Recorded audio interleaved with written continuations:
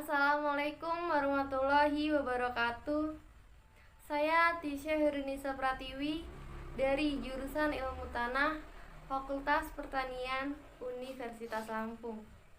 Di sini saya akan mempresentasikan usul penelitian dengan judul aplikasi pemberian pupuk organonitrofos dan pupuk anorganik pada lahan jagung zimis di tanah ultisol. Sebelumnya di sini saya akan menjelaskan tentang pendahuluan. Kemasaman tanah pada tanah ultisol menyebabkan unsur hara makro seperti unsur P menjadi tidak tersedia lagi. Salah satu cara untuk menurunkan kemasaman tanah yaitu dengan memberikan bahan organik ke dalam tanah. Penambahan bahan organik akan menyumbangkan berbagai unsur hara, terutama unsur hara makro seperti N, P, dan K. Kemudian serta dapat menambah unsur hara mikro dan hormon pertumbuhan tanaman, serta dapat meningkatkan kapasitas menahan air dan aktivitas organisme tanah pada semua jenis tanah. Cacing tanah merupakan salah satu indikator kesuburan tanah. Dengan pemberian bahan organik tersebut dapat meningkatkan aktivitas cacing tanah untuk mendistribusikan bahan organik ke lapisan-lapisan lebih dalam. Jagung merupakan salah satu tanaman pangan yang banyak dibudidayakan di Indonesia. Jagung juga merupakan satu komoditas strategis. Dan jagung sendiri memiliki nilai ekonomis serta mempunyai peluang untuk dikembangkan karena salah satu sumber utama karbon dan protein setelah beras. Rumusan masalah pada usul penelitian ini yaitu yang pertama, apakah kombinasi antara pupuk organonitrofos dan pupuk anorganik dapat menghasilkan jumlah populasi dan biomasa cacing tanah tertinggi? Yang kedua, apakah pemberian pupuk organonitrofos dapat mempengaruhi jumlah populasi dan biomasa cacing tanah? Dan yang ketiga yaitu, apakah pemberian pupuk anorganik dapat mempengaruhi jumlah populasi dan biomasa cacing tanah? Kemudian tujuan dari usul penelitian ini yaitu untuk mengetahui populasi dan biomasa cacing tanah pada lahan jagung zimis di tanah ultisol. Yang selanjutnya yaitu ada kerangka pemikiran. Yang pertama ada tanah ultisol. Kemudian tanah ultisol akan diberikan pupuk organonitrofos dan pupuk anorganik. Setelah itu ditanami tanaman jagung dan akan dilihat populasi dan biomasa cacing tanah tersebut. Hipotesis dari usul penelitian ini yaitu aplikasi pupuk organonitrofos dan pupuk anorganik dapat mempengaruhi populasi dan biomasa cacing tanah. Yang kedua yaitu ada tinjauan pustaka. Tanah ultisol. Tanah ultisol merupakan jenis tanah masam yang tergolong tidak subur, dikarenakan kandungan unsur hara dan bahan organik tergolong sangat rendah. Hal tersebut membuat kondisi tanah menjadi kurang stabil bagi kehidupan organisme tanah, seperti cacing dan mikroorganisme yang lainnya. Perbaikan kualitas kesuburan tanah tentu perlu dilakukan agar kondisi lahan menjadi ideal bagi kehidupan organisme tanah maupun pertumbuhan tanaman. Ultisol merupakan tanah lahan kering masam di Indonesia dengan sebaran terluas mencapai 45 juta hektar atau sekitar 25% dari total luas daratan Indonesia. Tanah ini masih dapat diperbaiki. Masalah utama pada ultisol diantaranya yaitu pH-nya masam, biasanya di bawah 5, dan ketersediaan P sangat rendah.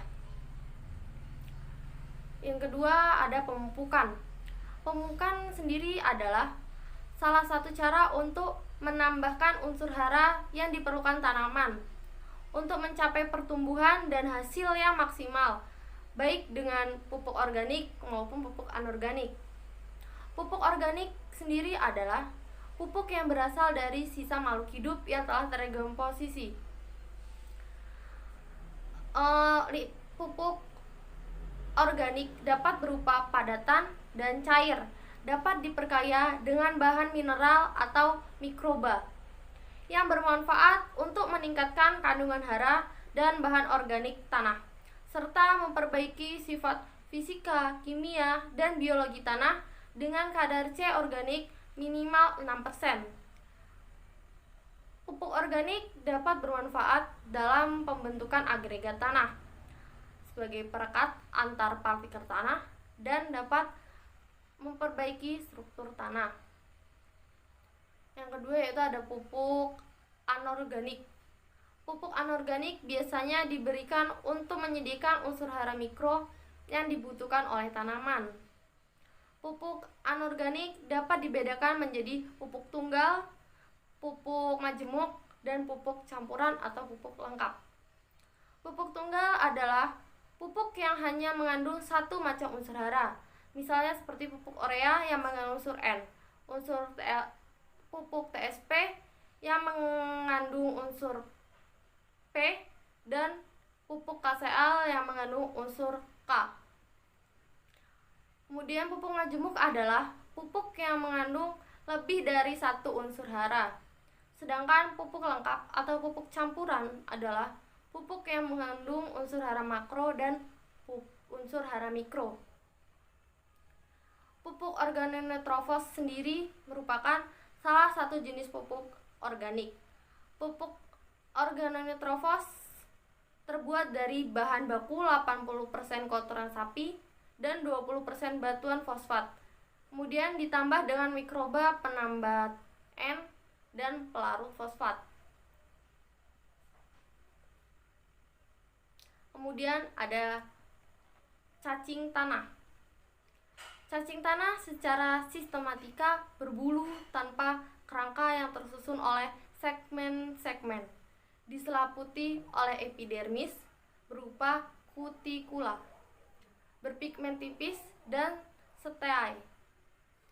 Kecuali pada dua segmen pertama, mulut terletak pada segmen anterior paling depan. Salah satu mesofauna yang mempunyai peran penting dalam ekosistem tanah yaitu cacing, di mana cacing tanah dapat membantu proses humifikasi, memperbaiki aerasi tanah, mencampur material organik, dan menstabilkan pH tanah. Melalui aktivitas cacing tanah dapat mempengaruhi terbentuknya pori makro tanah. Yang keempat yaitu ada jagung.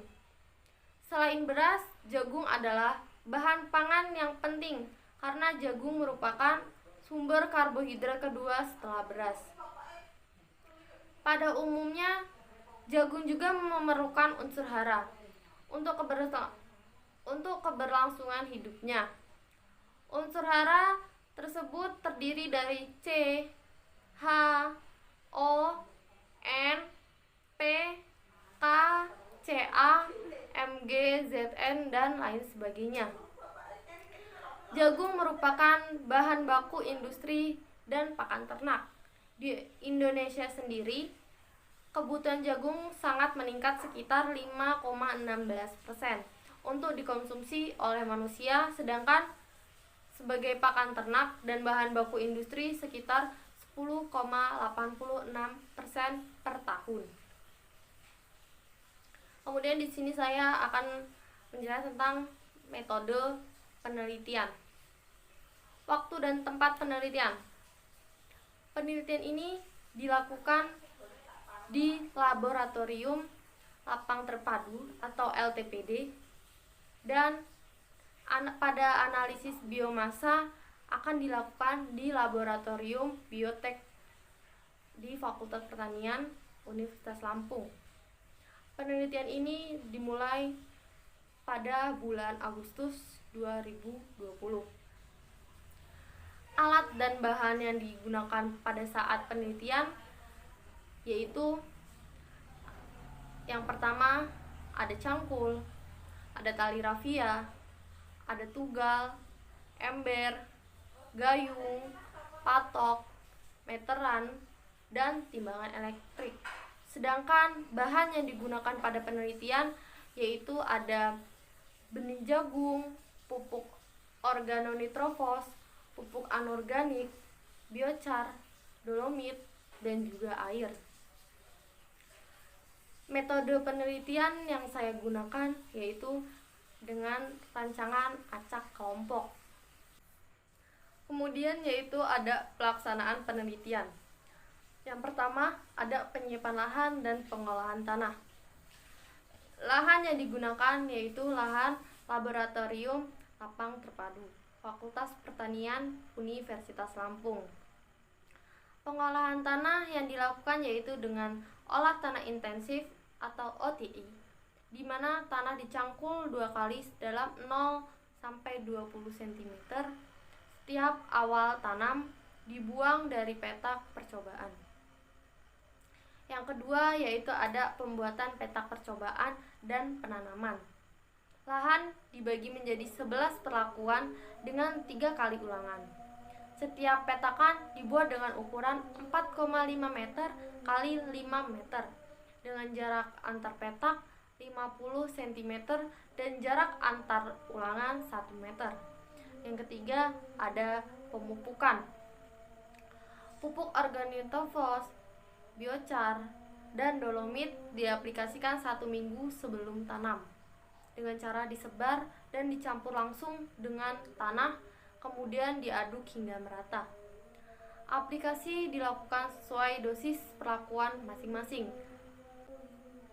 Yang selanjutnya yaitu ada pemeliharaan. Pemeliharaan meliputi penyulaman, penyiangan, serta pengendalian hama dan penyakit. Penyulaman dilakukan pada lubang tanam yang tidak tumbuh benih jagung dan dilaksanakan 1 minggu setelah tanam. Penyiangan dilakukan dengan memberikan herbisida Polaris 10 liter per hektar dan mencabut atau mengorek gulma yang tumbuh di petak percobaan tersebut. Yang kelima yaitu ada analisis laboratorium. Analisis C organik tanah, pH tanah, kadar air tanah dilaksanakan di Laboratorium Ilmu Tanah, Fakultas Pertanian Universitas Lampung. Sedangkan untuk suhu tanah dilakukan langsung di lahan bersama pengambilan sampel tanah dengan menggunakan alat termometer tanah. Yang terakhir yaitu ada variabel pengamatan. Di sini ada 2 variabel pengamatan. Yang pertama variabel utama dan yang kedua yaitu variabel pendukung. Variabel utama pada penelitian ini adalah menghitung populasi dan jumlah biomasa cacing tanah yang dilakukan pada fase awal, fase akhir, dan pada saat sebelum panen. Kemudian untuk variabel pendukung yaitu ada suhu tanah. Pengamatan suhu tanah dilakukan di lahan dengan menggunakan termometer. Cara menggunakan termometer tanah yaitu dengan mengarahkan termometer tersebut ke tanah. Kemudian termometer akan menembakkan sinar inframerah ke tanah dan secara otomatis suhu tanah akan terdeteksi. Yang kedua yaitu ada kadar air. Kadar air tanah diperoleh dengan cara mengering ovenkan tanah basah yang diambil langsung dari lahan selama 24 jam pada suhu 105 derajat Celcius. Alat yang digunakan untuk mengoven tanah basah yaitu oven. Metode yang digunakan adalah metode gravimetri. Yang ketiga yaitu ada C organik. Analisis C organik dilakukan dengan metode berdasarkan bahan organik yang mudah tereduksi. Kemudian yang keempat yaitu ada pH tanah. Pengukuran pH tanah dilakukan dengan pH meter. Perbandingan tanah dan aqua-DC yaitu 1:2,5. Tanah yang digunakan untuk mengukur pH tanah yaitu tanah kering udara yang lolos ayakan 2 mm. Terima kasih. Apabila ada salah, saya mohon maaf, dan kepada Allah saya mohon ampun. Saya akhiri, wabillahi taufiq wa hidayah. Wassalamualaikum warahmatullahi wabarakatuh. Jangan lupa untuk like, comment, and subscribe. I wanna hear you sing it, mama, don't stress your mind. We coming home tonight.